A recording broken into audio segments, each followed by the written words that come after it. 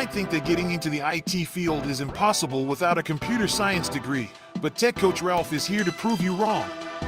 Get ready for some jaw-dropping revelations on how to break into this lucrative industry. Listen up, tech enthusiasts! Are you ready to break through into the IT field, but feel like you need a computer science degree to make it happen? Think again! Tech Coach Ralph has some exclusive, mind-blowing secrets to share with you. Get ready to be blown away by his jaw-dropping revelations on how to break into the tech industry without a computer science degree. So get your notepad ready, because Tech Coach Ralph is going to change your life forever. Buckle up, because you're about to embark on a journey to success in the IT field.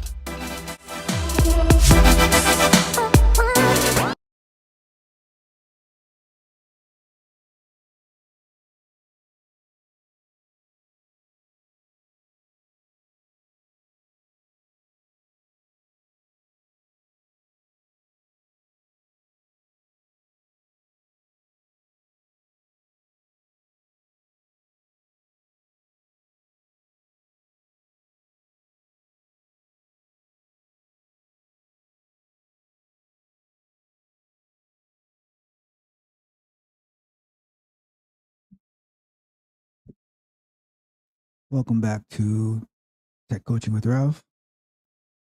So I wasn't planning on going live today, but I was so upset with the screen share not working properly yesterday that I said I'm going to just do a quick live stream where I go over where we jump straight into going over the Selenium-Wire and Docker Selenium Grid integration. We're not going to go through like all the things that we normally go through. We're just going to get straight to it. So before I do that, let me just get something set up, and then we can be on our way from there.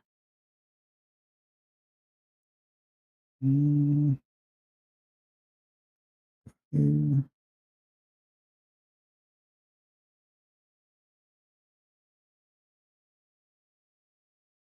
Make sure the chat is working.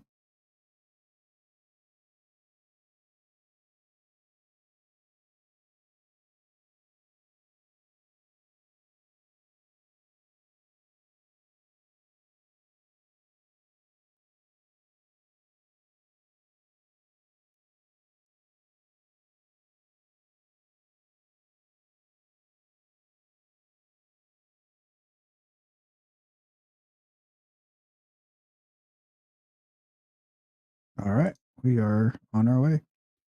And before we get started, I just wanted to thank the new subscribers. So let's go with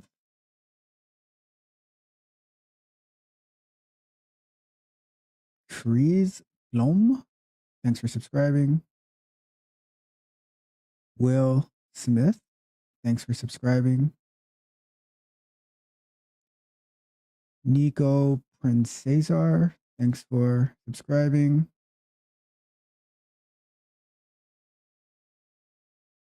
And Rajandra, thanks for subscribing. I hope that you guys get a lot of value from the things that we're doing on this channel. And always feel free to leave me a comment and, email me whatever you need, and I will make sure to get back to you. So without further ado, let's jump straight into it. And we're still going to keep the 25-minute intervals where we take a break, refresh our mind and check the chat for anything, and then we just keep pushing forward. I definitely don't plan on being here for too long today because we are going straight into the code and working through pretty much what we did yesterday that a lot of people could not, or that we could not see until the end. But I just want to go through that first part again so you can have a better understanding of what's happening. All right, one more thing, and then we're good to go.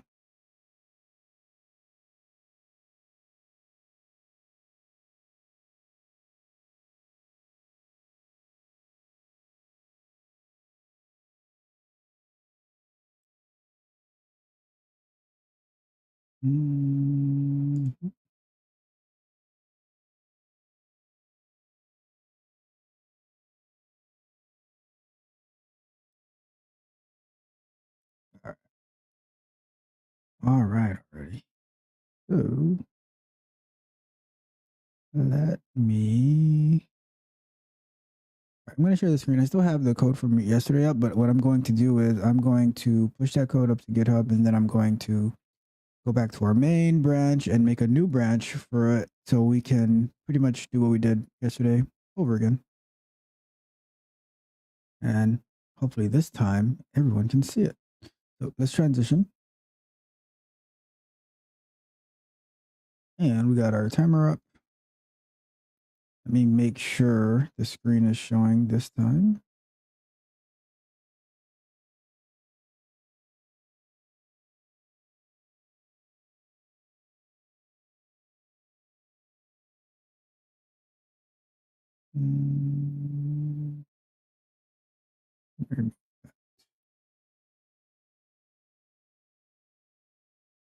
Got another one.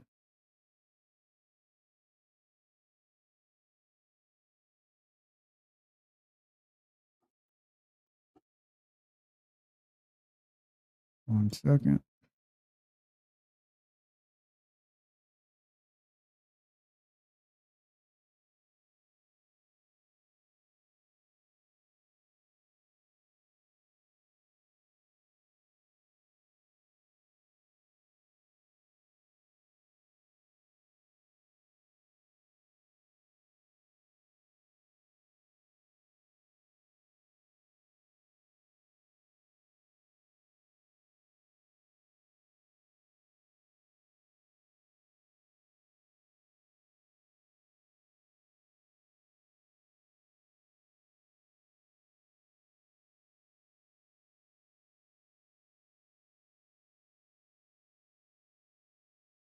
All right, let's do it. So we have, so here on our right side, we have our PyCharm with the code from yesterday.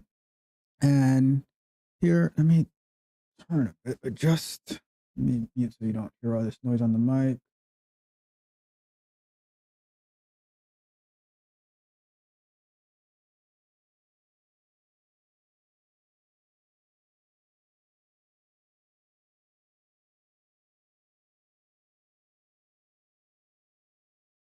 Okay, so here we have our Chrome browser. So let's do this first. Let's check out let me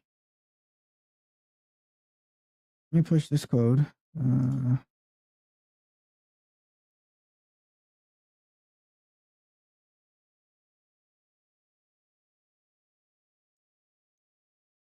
I'm doing now, I'm committing our code to GitHub. This is the one that we did yesterday. A message of Selenium-Wire and Docker. I gotta fix that shortcut. Docker Selenium Grid integration live stream. All right, now I'm going to push that code up.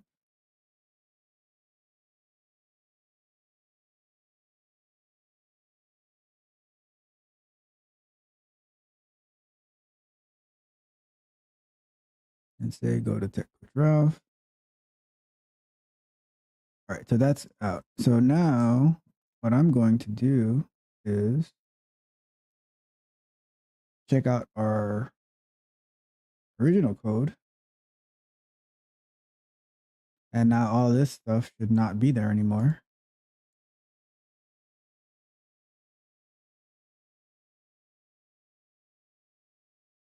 And now it's gone. So all that we did yesterday reverted back to how it was before. And that's one of the cool things about using versioning and like with the branches and everything, you can switch between, like, so you can be working on something and then you pretty much save it and then you go to another version of it where you're working on something else. And that's pretty much how development teams are able to work on the same project together, like simultaneously. So it's I would highly recommend that you start using versioning and pretty much using Git and GitHub for the projects that you work on. So that way, and it's a way to like build your portfolio as well. All right. So what we have here, so we already had Selenium-Wire set up from our M3U8 project, like from our live stream last Thursday and last Sunday. And with this M3U8, well, with this Selenium-Wire integration, it was all done locally. So our driver is local here using the Chrome driver. So if we were to run this, it would go through the Flow Grappling website and click on watch and go through, it would go through capturing the manifest URI and then go get the variant manifest and play through the video. So pretty much that's what it would be doing. And we've seen that already, so I'm not going to run it right now. What we want to do is we want to get this to work on Docker. Man, my God, even with a timer, I always forget to start it. So I'm going to let's put it at 15 minutes and then we'll take a break.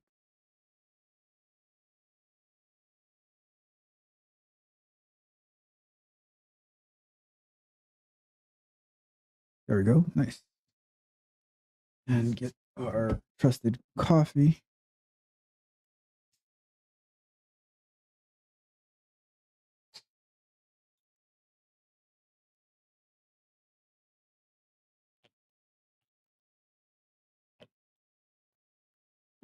All right, perfect. So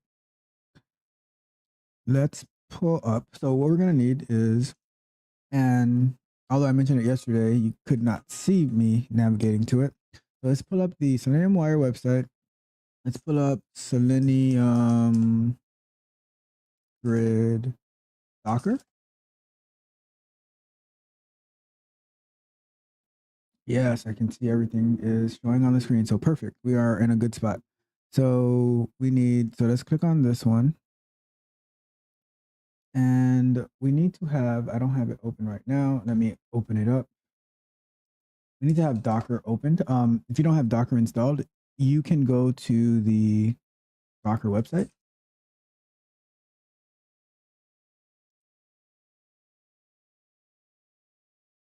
And you can download the one that fits your needs. So if you're on Linux, download the Linux one. If you're on Windows, download the Windows one.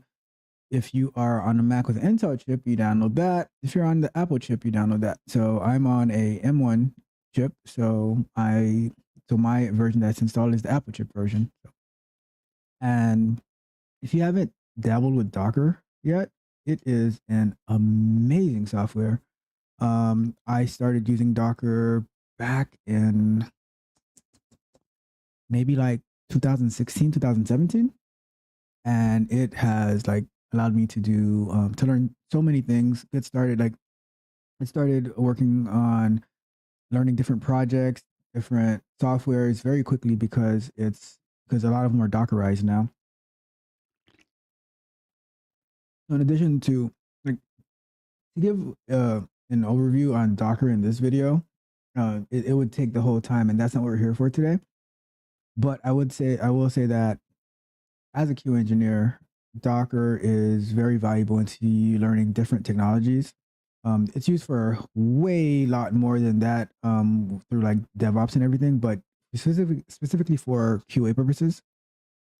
When you are using, when you're able to set up like a Selenium grid, either locally or on a Amazon EC2 instance or anywhere that you have this server, or you're able to like spin up MySQL for learning purposes. Like let's say you're learning about database testing and you don't want MySQL or MS SQL to overtake your whole computer. You can spin it up with Docker, and then you can use the like whatever software you're using to connect to the database to connect to that Docker MySQL. Same thing for like if you're using MongoDB and you're learning, like, so everything that I'm learning now, I find the Docker image for it, and I just install it via Docker, and I'm able to interact with it that way instead of having to go through that manual process of installing it on the computer and going that way. So definitely, I highly recommend that you look into Docker. There's tons of tutorials on YouTube about Docker, and you'll see, like, from in this video, like, just a simple command to get Docker up and running, where if we didn't have Docker, it would take like hours to for us to get it set up. So all right, so what we need to do first is we need to get my terminal window, because I need the terminal so you can see Docker running. I'm going to move my terminal here for now. I'm going to put it above my PyCharm, because all I'm going to do is get the Docker instance, or the Docker container running, where it's going to have Selenium Grid running. So I'm going to go here.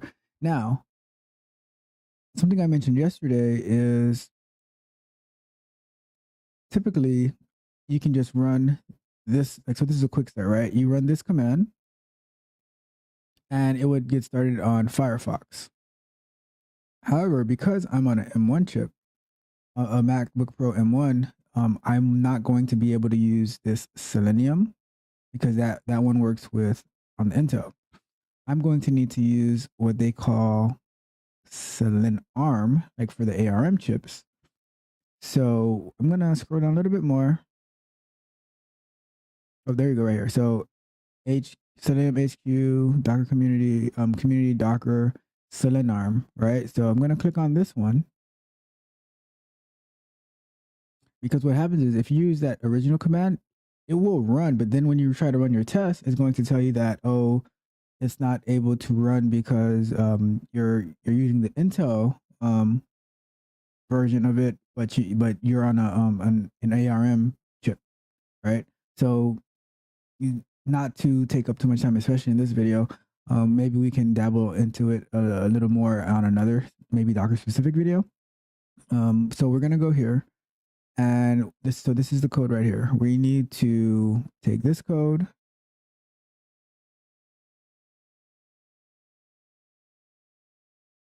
we copy that, and I'm going to take you through the process yesterday. So we're going to paste it in here. So we're saying Docker run, and then after this is done, we're going to remove it. And like once it stops, it's going to be removed. And the ports that are being exposed is 4444. The 4444 is the traditional port that Selenium Grid runs on. And then it's exposing port 5900 and port 7900. That's part of the configuration for, so here we go. Use your traditional VNC client port 5900 and no VNC in the browser via port 7900. So that's the VNC is so you can see what's happening when it's running. So in the when you have, so the way that the Selenium Grid works is when you send your test to run on the grid, it's actually running in a quote unquote real computer. And that real computer could be a virtual machine, it could be an actual machine, it could be a machine on maybe an Azure cloud, it can be a machine in Google Cloud, it could be a AWS EC2 instance, it could be a computer in like, I don't know, some foreign country that like they registered their node onto let's say you're trying to do some type of testing, I don't know, and you have somebody in Romania, for instance, and you say, okay, connect your computer to my Selenium-Hub, so it can be distributed to go to there. So it can be like any computer can be connected to a hub as long as it's properly configured. So so that's why when you're using the Selenium grid with like through Docker, it configures a browser in there for you, and so now it's able to interact and run. So, and we'll see it in a few. Okay, so what we're going to do, we're going to run this command, the Docker run command, to get that Selenium Grid up and running, and then we're going to navigate to it in the browser so you can see it. We do that, and it gets it started.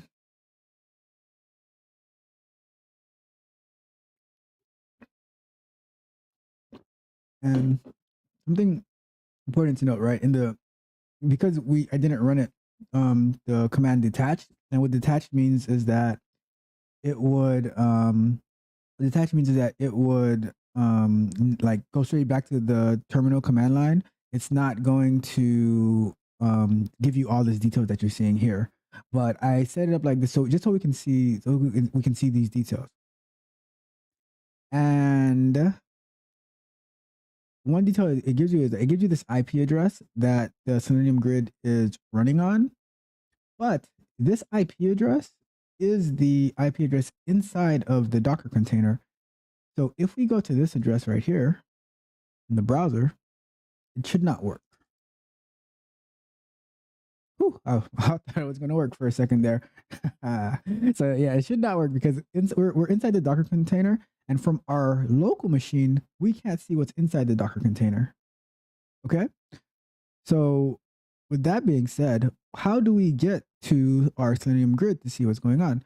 So we need to use our local machine. I don't know if localhost is going to work. Let's see, because lately I didn't do this part yesterday, but let's see, 4444.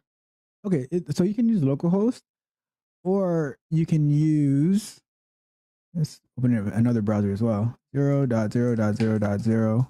This is what we used yesterday. And I'm not 100% sure why you would use this one over that one. I did read about it the other day. I don't remember why, but from documentation purposes, they normally say to use the 0.0.0.0. So we're going to use that for our purposes today. So what we're going to do now is we're going to transition to moving so I'm going to put this in the back right here. And we're going to transition to moving our Python code, our Selenium automation test for flow grappling. We're going to transition it to going to using the remote driver instead of the local one. And a little bonus I'll throw in today, right? Because maybe I was a little tired yesterday, but what I'll do is I'm going to put a variable for run location equals, and based on, I'm going to put local, right? So what it's going to do is, or actually I'll do it a little better. Run locally, should run locally, and I'm going to put that as true, right? So now if I say if should run locally,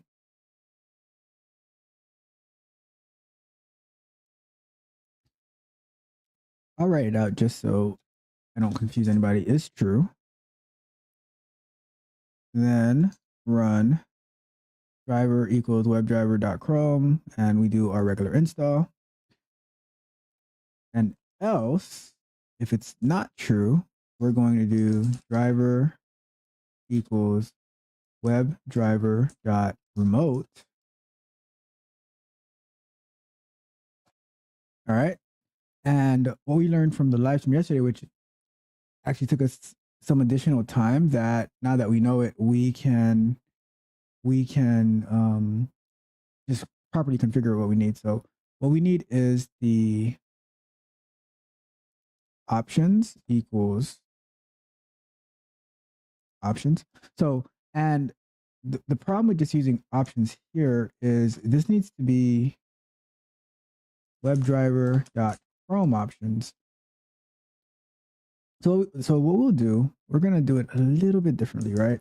We're going to say, because this options right here belongs to,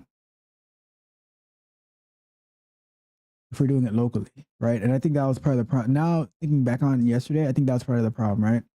We're going to have this options as part of running locally. And then what we're going to do here is we're going to do the one for when we're running remotely. So options equals WebDriver.Chrome options.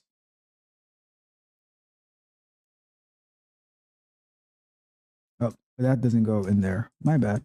This goes here. So options equals WebDriver.Chrome options. And then now we can have WebDriver.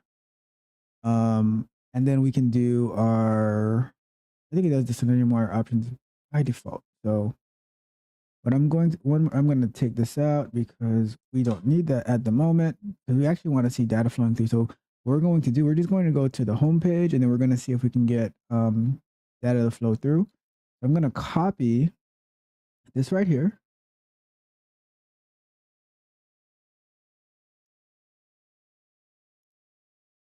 And what this is going to do is through Selenium-Wire, which if you saw the live stream from last week Thursday, you should have seen the request URL being printed, the status code being printed, and the content type being printed. But I wanted to show earlier so we don't have to go through the whole entire flow to get here. I'm going to put it right after. I'm going to put a time.sleep for, say, 10 seconds. And then we're going to put this code. So after 10 seconds, it's going to print out the URL, the status code, and the header. And our timer is up, so we will take a quick break, take a sip of water, check the chat, and go from there. So let's transition back to here. And I'm going to set a 5-minute timer before we get started again. All right, so let's check the chat. We have in the chat. So we have from Melissa, who says, oh, this is way too big. Huh? Let me adjust that a bit. She says, so hi. Says, hi, so I'm a 17-year-old and I am very interested in programming and stuff like that. So my question is, what is the function of Selenium and Selenium Grid? That is a great question, Melissa. So the function of, so there's two parts. The function of Selenium, that is for testing purposes. I mean, it can be used for more than that, but it's primarily used for testing purposes by quality assurance engineers.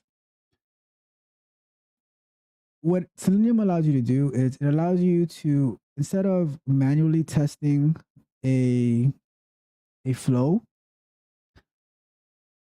all the time, you can what we call automate it. So you can say, all right, you write code where you say go to the home page, go to, now you click on a button like products. Like let's say it's a shopping cart, right? You click on products and you filter down to dresses and you say, all right, click on the first dress and then add that dress to the cart.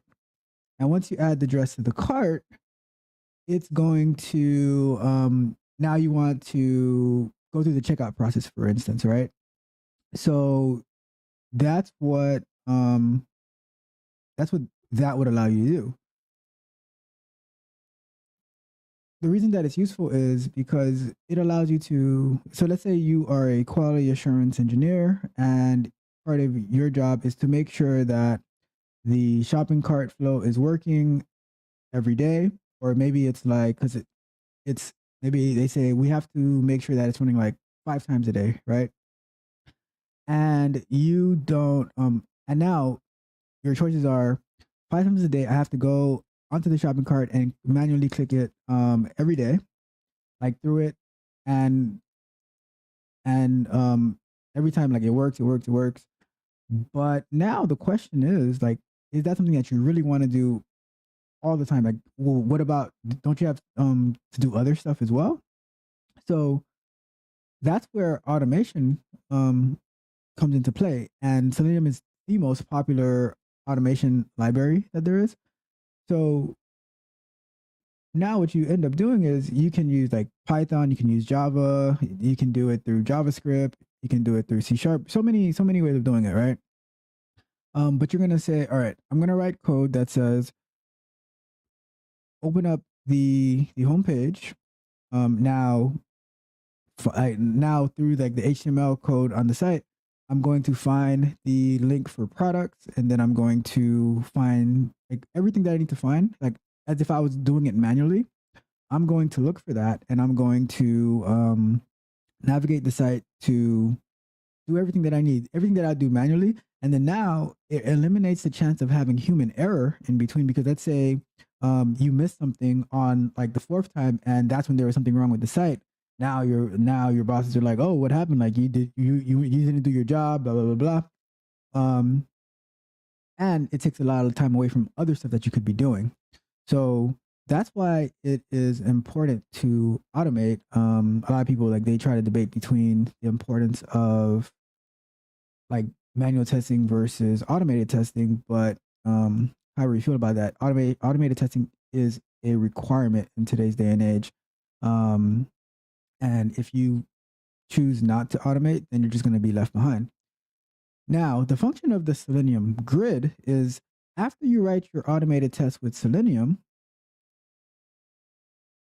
when you run it, like if you have the choice of just running it on your computer all the time. But the problem with that is now if you're running it on your computer and it opens up a browser and it pretty much takes over your computer. So there's not much that you can do with it, right? Like with your computer. Yes, you're running automation and you're verifying your tests are working and all of that, but it takes over your computer. It limits what you can do. What the Selenium grid allows you to do is it allows you to run your code, your automated test somewhere else. It can still be on your computer, but like we're doing right now with the Docker version, it's still running on my computer, but it's running it in another location where it's not affecting my computer. I can still navigate. And what I'll do when we get back to the code, I'm going to run it with the local so you can see how it pops up and takes over my computer. And I'm going to run it with and then after we get the Selenium grid configured, I'm going to run it on the Selenium grid so you can see how it goes somewhere else, but it's still validating, right? And in addition with the Selenium grid, like let's say you're doing it locally and you need to run it in the middle of the night. That means you need to have a computer that's going to stay on while it runs. But on the Selenium grid, let's say you're running it on some other location, like on Amazon, right? On Amazon servers, where you can say, okay, these always stay on, and the mechanism that launches it is a server that stays on as well. It's totally away from your computer, so it's totally automated. And then when you get back to work, you can check or it can send you an alert, whatever the case may be. But it doesn't require you to have your local resources taken up, right? And also with the Selenium grid, you can say, all right, these 5 computers are going to be using Chrome. These 5 computers are going to be using Firefox. These 5 computers are going to be using Internet Explorer.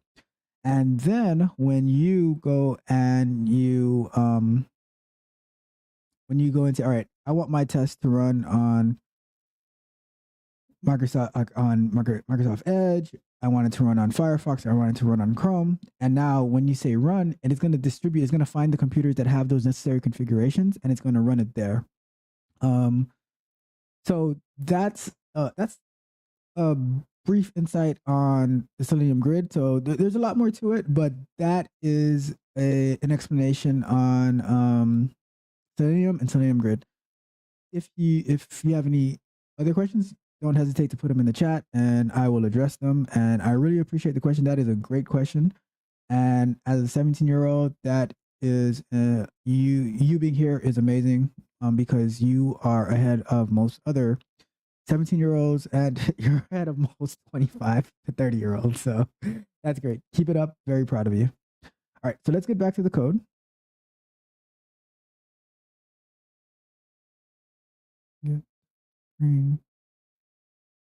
So let's see here. Okay, so now let me put, we're gonna do 20 minutes.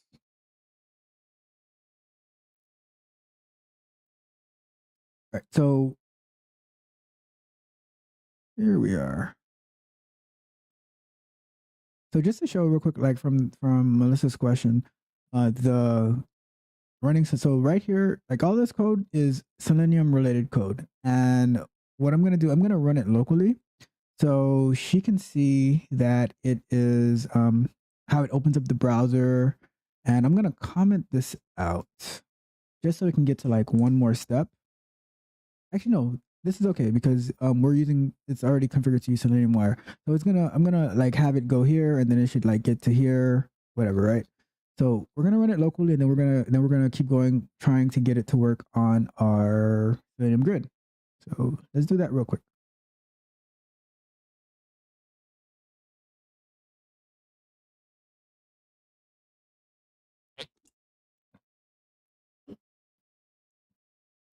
So you see how it opens up the browser?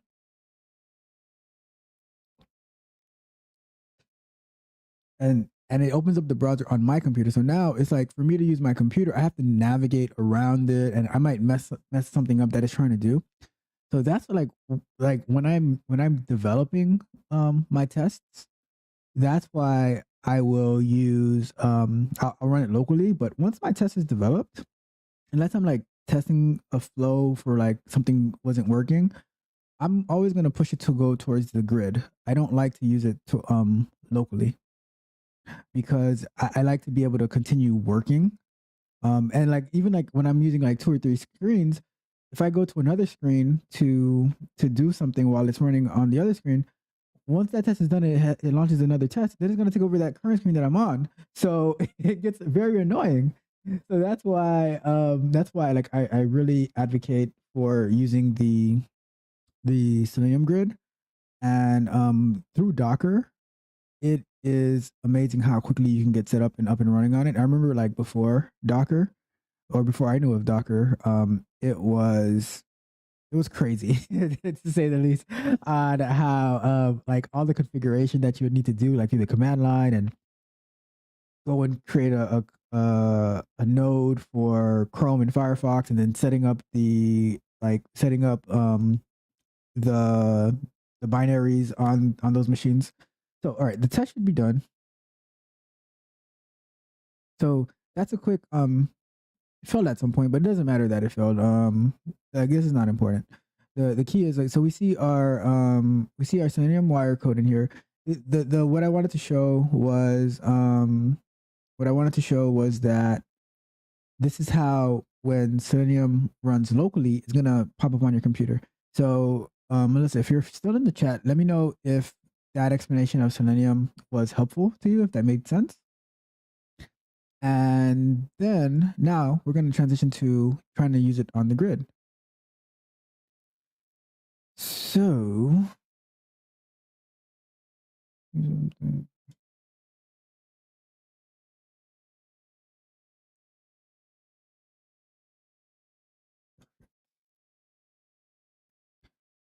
now we're transitioning to our grid. Okay, so I am so happy that you guys can see the screen, because I was so upset. Like, you have no idea how upset I was yesterday. I just wanted to like just remove that whole live stream, but I didn't because there was so much valuable information in there. Like at the very beginning. If you didn't see it, I would definitely recommend going at least to watch the beginning, because I was answering a question that Nico had posted in the chat, or he had posted a comment in like one of my very first videos about if he didn't go to school for QA, what boot camps would I recommend? And I gave a very detailed answer to his question. So I would recommend, like, I still would recommend looking at like going back and checking out the live stream from yesterday. And there's just valuable information in it. But I did want to do this so you could see you can actually see the live implementation of what we're working on, because that's the main part of software explorations. So you can see what I'm doing, how I think through it. So yeah. So anyways, let me not get off on that. So, here we are. what we're going to do, so we have remote here. So we're telling it to use our Chrome options. We have remote. So let's give it, so first thing we're going to do, should run locally. We're going to set that to false. So what that's going to say is if should run locally is false, then it's not going to go in here. It's going to go to the else statement and do our remote setup. So before I do anything else, because I don't 100% remember if I need to put that Selenium-Wire options, because from when I was looking at the code in here, let's take a quick look at it. When looking at this, it shows that Selenium-Wire options is none by default. And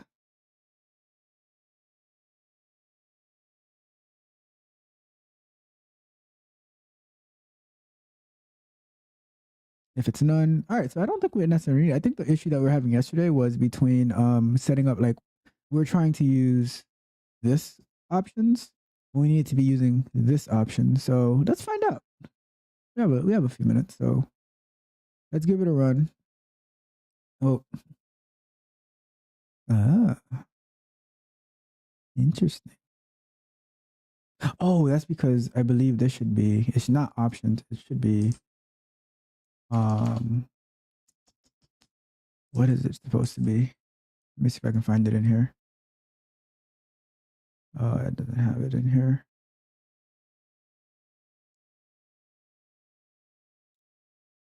Let me look at the documentation. I forgot what it's supposed to be exactly. So let's go to here. Remote.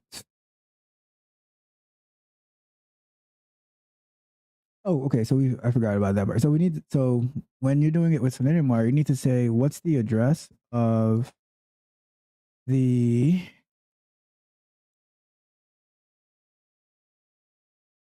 so in the command executor, that's where you specify the address of our Selenium-Hub. And the Selenium-Hub is what distributes the the test that you're running to the individual nodes that are running through Chrome, Firefox, Edge, Safari, Opera, whatever, right? So let's do that and let's give it a run to see if we're missing anything else.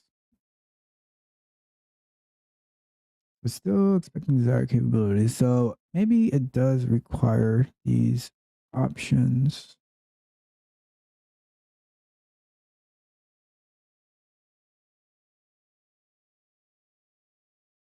Let's do that. Let's do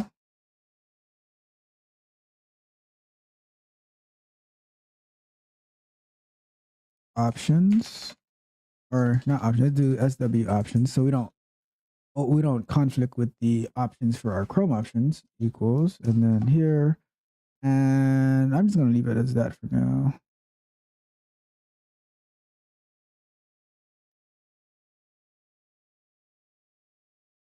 All right, Selenium, comma,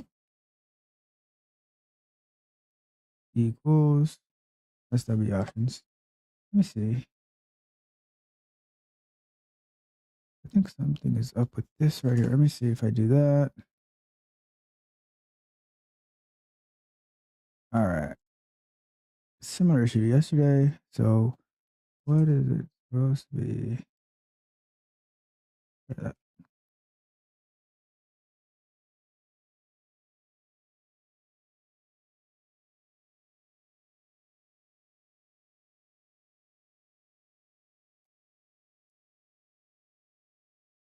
All right, let's find out what's going on.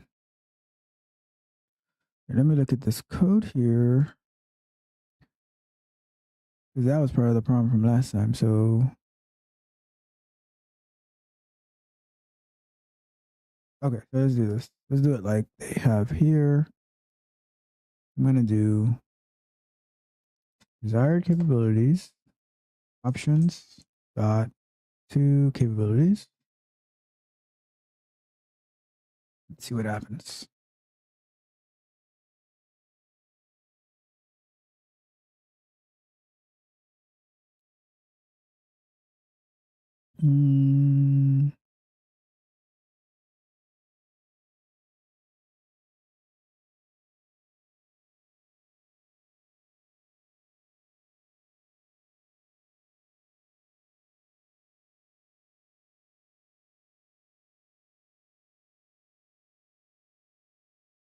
We got our command executor, Chrome options.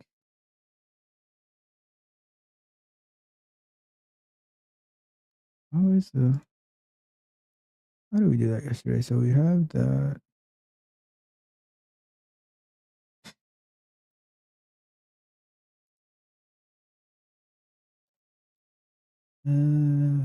Cool.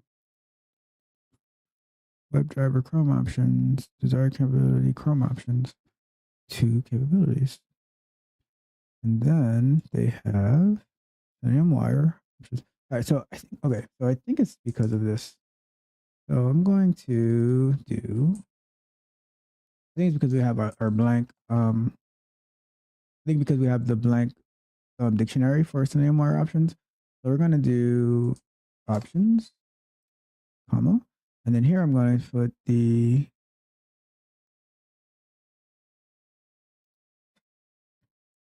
UDR, and I say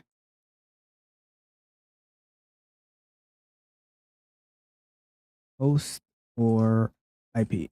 Let's see what happens with that. There was something like that yesterday that, okay, so perfect. So it's because we had a blank dictionary that it wasn't working. So now we're good.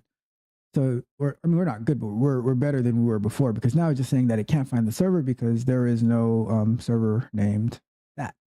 So what we're going to do, we're going to say that our address is 0.0.0.0, because that is the address of our local machine. So the way that Selenium-Wire works is, which we've covered before, but Selenium-Wire is a proxy, and that's how it's able to capture that network response through the proxy. And what it ends up doing is it captures the request through that proxy, and then it can print it out, and you can interact with it, you can manipulate it, whatever you need to do. So with that being said, what we're going to do is we're going to run it again to see what happens. And what I'm going to do is I'm going to have my Docker up over here. So if it works, or not my Docker, but my Selenium grid over here. So if it works, you can see something happening. Like it'll at least say like session of one of one. And then if it does say session one of one, then we will connect to that machine. And why did that change? Let's see.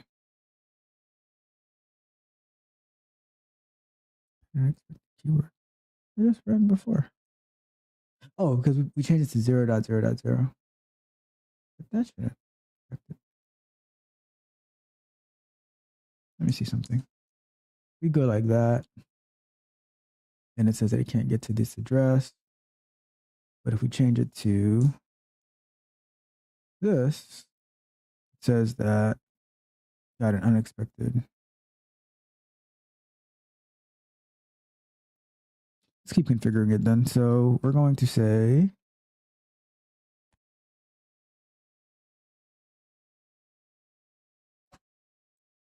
auto config is equal to false.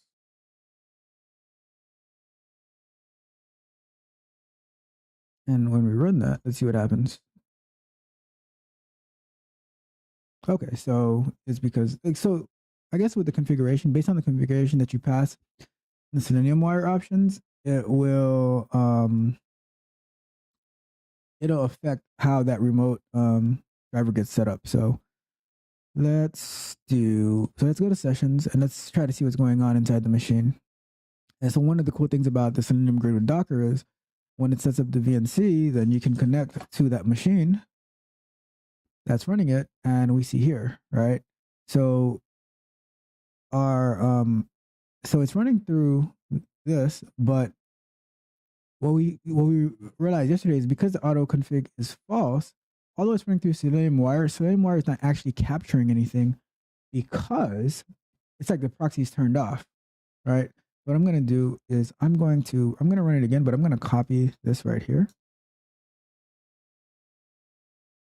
And I'm going to put it back at the, I still have it here. So if we look through the code,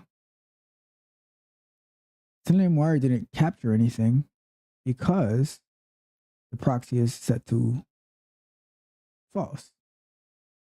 All right. So now how do we configure it to to get it to work. So what we're going to do, because in spending weeks troubleshooting this, I had responded to my own issue. I resolved my own issue by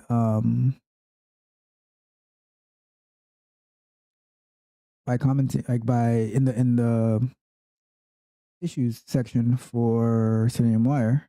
Oh, this is Selenium Grid. I need this one. So issues, and say closed, and mine should be somewhere around here. There it goes. So I'm going to scroll down over here. So what did I have to do? So autoconfig false. We have our command executor, our desired capabilities. So we use desired capabilities, Chrome options, 2 capabilities.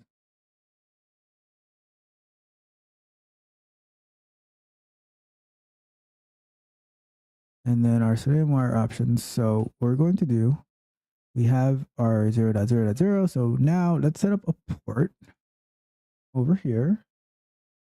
So autoconfig false, port. Let's do port 8091. All right. And what else we're going to do is, by setting up our port, let me try to change this again to desired capabilities, because although that worked, I do want to see why options dot 2 capabilities. Let's see what happens with that. Give it a run. That's weird. Desired capabilities. I don't know if there's an update made or something.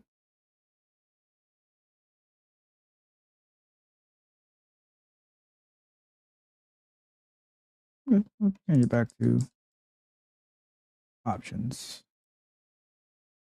Give it a run.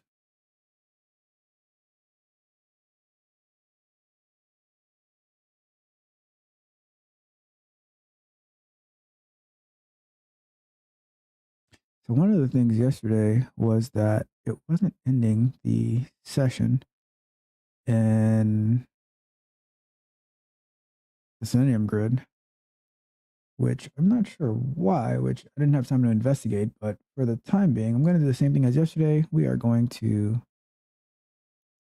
stop and so we're going to do our command for get the running images of Docker, the running containers, and we're going to stop it.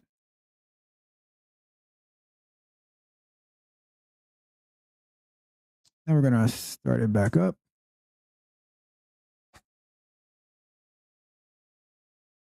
Technically, once it fails in Selenium, it should automatically stop the run.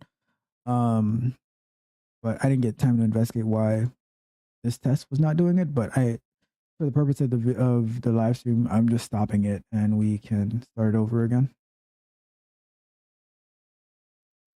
Okay, what we're gonna do now is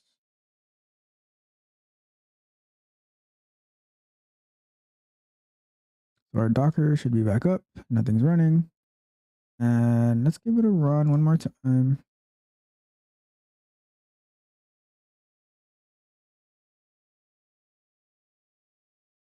Now I expect it to have an error saying that no.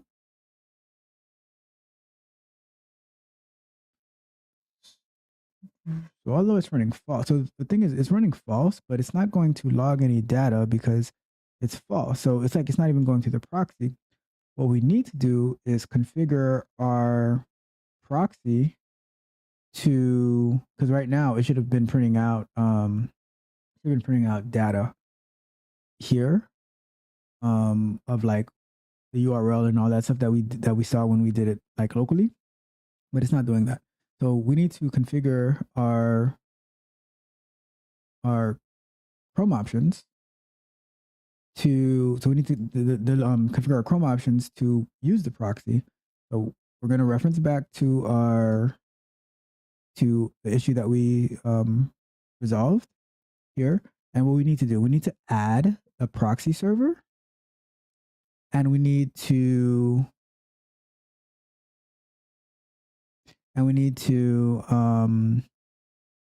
ignore the certificate errors. Okay, so what we're going to do, we're going to copy this code, and we're going to say, all right, so time's up. Let me just add this code, and then we can keep going, or I can address whatever's in the chat. So we say options. I'm going to call this Chrome options just so we can be clear, have good so we can have good variable names, so there's no confusion involved. And the proxy server is not going to be an Amazon server. It's going to be which we are going to do a video where we do configure this on Amazon on an EC2, but for now, it might be on Sunday. So all right, so we have not 444. It's going to be 8091, and then we need to ignore the certificates.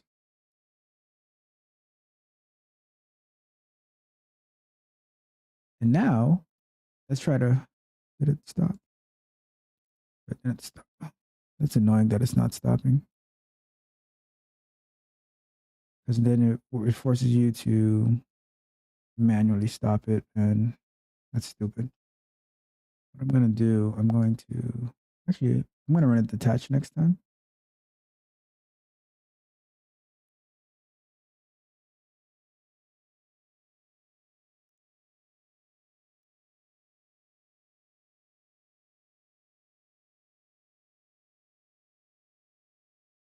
And I'm going to run it again, but this time we're going to run it detached so that we can easily stop it and start it without having to go through an additional terminal window. All right, cool. All right, so let's address the chat. Let's see here. Let's go back here, put 5 minutes. All right, so got some more comments from Melissa. Let's see. So make it a little bigger.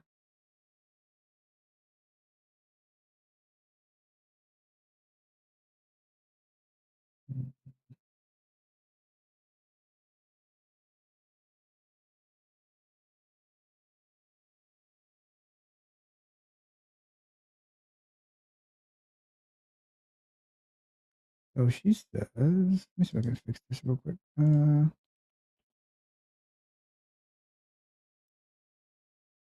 right, much better. So the Selenium helps you test things automatically by writing code, and the Selenium Grid helps the test run into somewhere else that is not a browser, so it can't affect the test on the computer. Right? That is exactly correct. Perfect. Yep, you're 100% right with what you said. And let's see. So if it's not running into the browser, that means it's running, in your case, it's running into the Docker, right? Yep, that's correct. So with Docker, we have installed Selenium Grid on a Docker container, which we can get into that a bit more another time. But just know that Docker is like a computer within a computer in a sense. So we have our Selenium Grid running there, so we can say, all right, run this on Docker, on our Selenium Grid on Docker, and now it doesn't bother our computer. There's like so many other things that you can do with Docker, which we will explore as we continue to go along on these live streams and videos. All right. And thank you, Stream Elements, for the reminder. Like, share, and subscribe to Tech Coach Ralph for more fascinating information in the tech industry. So if you haven't done that yet, please do. And we will keep going. We don't need to wait a full 3 more minutes. Because I have to get going as well. So I am going to set the timer for 15 minutes. And let's do it. So let's go back to our share screen. And we are, all right, so all right, so let's give it a quick run. It should now give us an error saying that, not an error, but it should say that it can't find the website because we've set up our proxy. Let's give it a run. Here, sessions, here.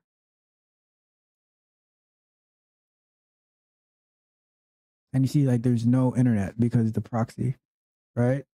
So what's trying to do is it's sending the test to our Selenium grid, but that proxy address that is configured to with our address here and our port, when it's trying to send, like when it's trying to communicate, it's saying that it can't. What's the problem? The problem now is because we're so much closer than we were before.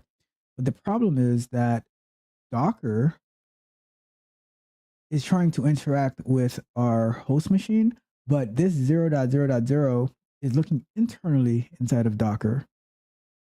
We need to have Docker go outside of its container to our host machine, because on our host machine, that's where Selenium-Wire is running. All right. So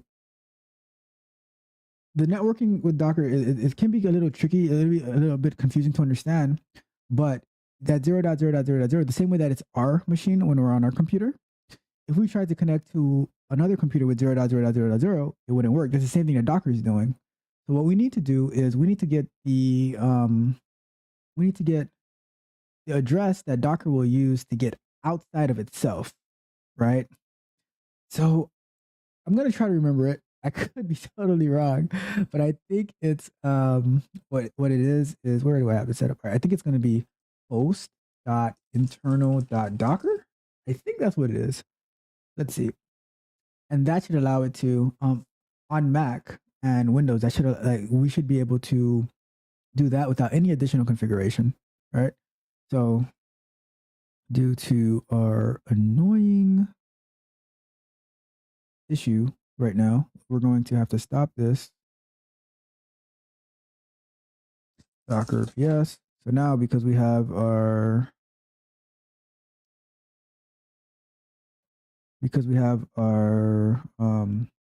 we ran it detached, we can do it straight from here. So let's do it again from the same window. I don't really need this one anymore. So let's move that away.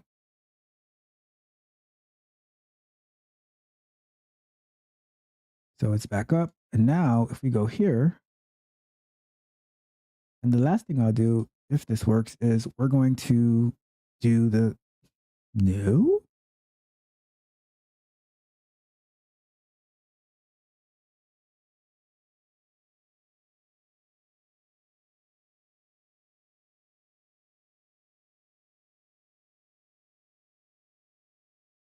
Let's see what's going on here.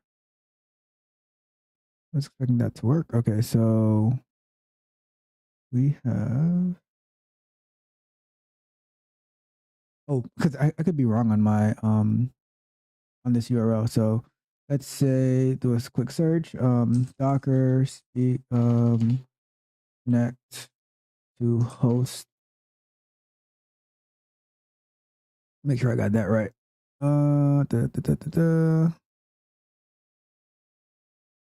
So it's host.docker.internal. I was close. Give me credit. I was close. Host.docker.internal.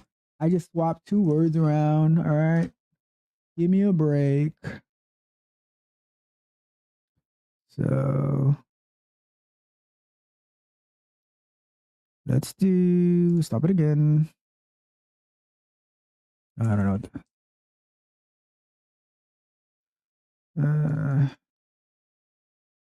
What I'm going to do on the next run, I'm going to give it a name actually, so I can just stop it by the name. So let's give it a start again. Get all the way to the beginning.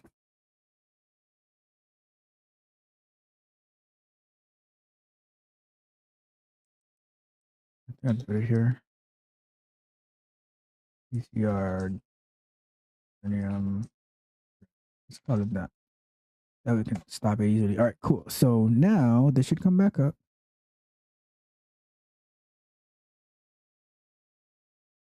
So now if we run it again,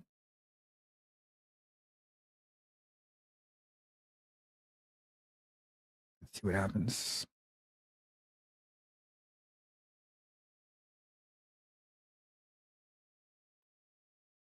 And oh, I really gotta get my soundboard working, because when we have success, we want to celebrate those successes. When we have failures, we want to pity in our failures. So I am working on getting my soundboard working. So look out for that. New enhancements happening every single show. Like we have this timer over here. Amazing. And look at that. Did you see that just happen right here? We have it running here and we have it capturing data there. Boom. That is exactly what we wanted. We have success. Engineered to win. I think you saw this part yesterday in the live stream, but now we have a video. We have a that you can go back and watch that has the whole thing with a little bit of more details in this show, a little bit more information. So there we go. And we are going to wrap up soon. All I want to do now is show you how to, if you don't have, let's say you're running Linux for by any chance, and by running Linux, like if let's say you're setting this up on a EC2 instance, and you need to, so you would need to do the Linux configuration for it. So what you would do is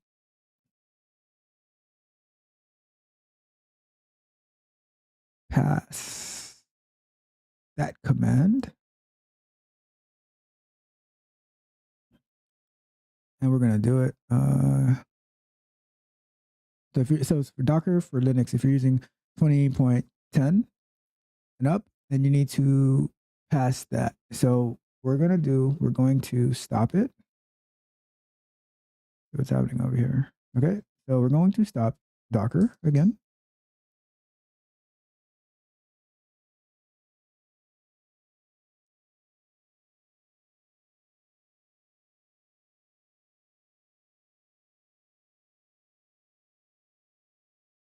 And I'm going to start it one more.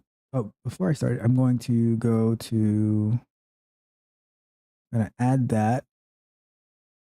And by adding this, like, because we're running on a Mac, it shouldn't make any difference. But if you're running it on Linux, what we just did probably wouldn't have worked, but we should be able to get it to work now.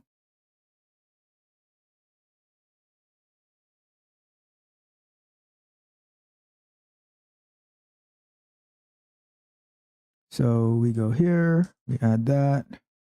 And now when we run it, so we're adding add a host.docker internal is the host gateway. And when we run it, it'd be exactly the same. Because since we're on Mac, it doesn't make a difference, but it would allow it to work on Linux. So whatever Linux environment you're working on, whether it's AWS, if you're using a Google Cloud, using Azure, whatever it is, you know. So now we are back up and running, and we're going to run it one more time before we take off for the day. So with that being said, we shall run.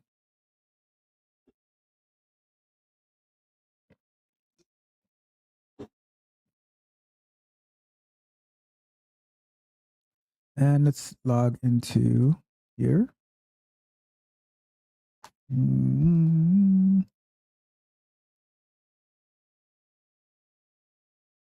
And boom, look at that. We're good to go.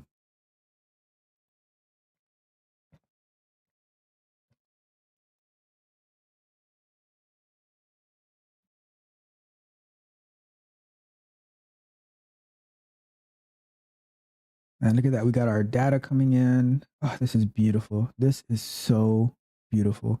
Exactly what we wanted to see.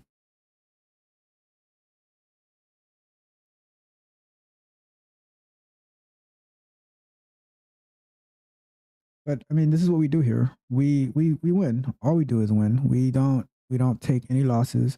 The only time you lose is when you quit. All right. That's the only time that you lose. When you say, all right, this is too difficult for me. I'm putting in too much work. I'm just gonna go and do something else, and then you complain about where you are in life. So all we do here is win. This channel is designed and designated to being engineered to win, and that's what we have here. And that's what we can see. So we started off over a month ago, not able to use the Selenium Grid on a remote environment. whether it is through like the AWS device farm, through a Selenium Grid locally, or installed on an EC2 instance. And now we are that much closer to getting it to work the way that we want it to work. And that's by putting in the work, dedication, investigation, blood, sweat, tears. And that's how we got to do it. So let's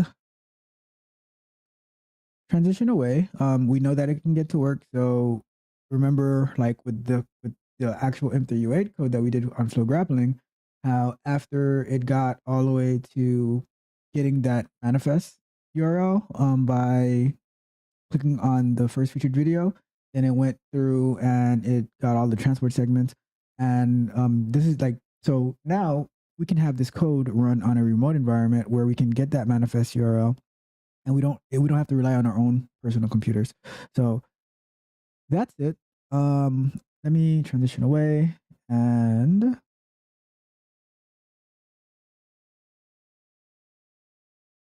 cool. So let me mute the mic before.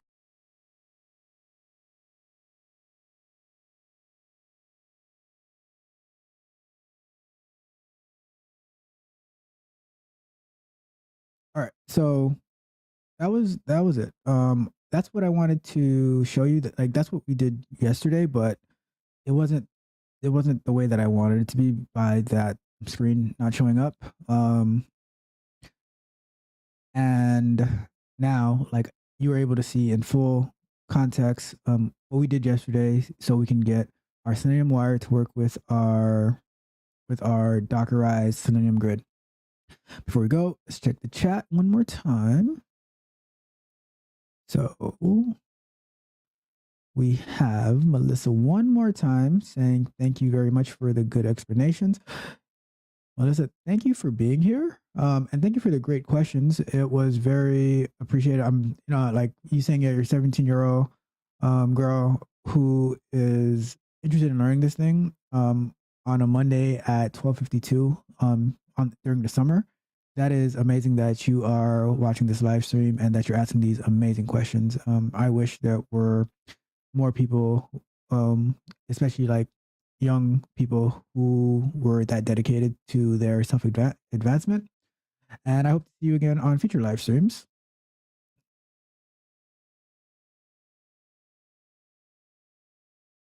And on that note, we are signing out, and look out on our channel to see what we're coming up with next. Not sure.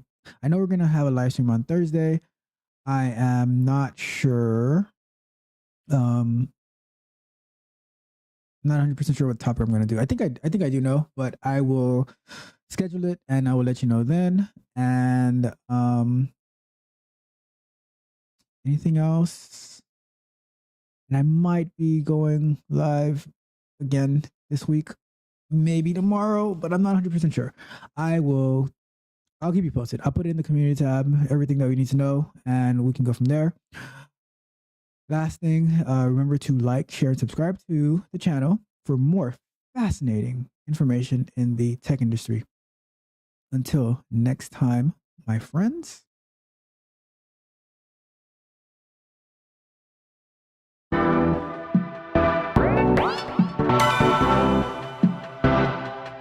You might think that getting into the IT field is impossible without a computer science degree, but Tech Coach Ralph is here to prove you wrong. Get ready for some jaw-dropping revelations on how to break into this lucrative industry. Listen up, tech enthusiasts! Are you ready to break through into the IT field, but feel like you need a computer science degree to make it happen? Think again! Tech Coach Ralph has some exclusive, mind-blowing secrets to share with you. Get ready to be blown away by his jaw-dropping revelations on how to break into the tech industry without a computer science degree. So get your notepad ready, because Tech Coach Ralph is going to change your life forever. Buckle up, because you're about to embark on a journey to success in the IT field.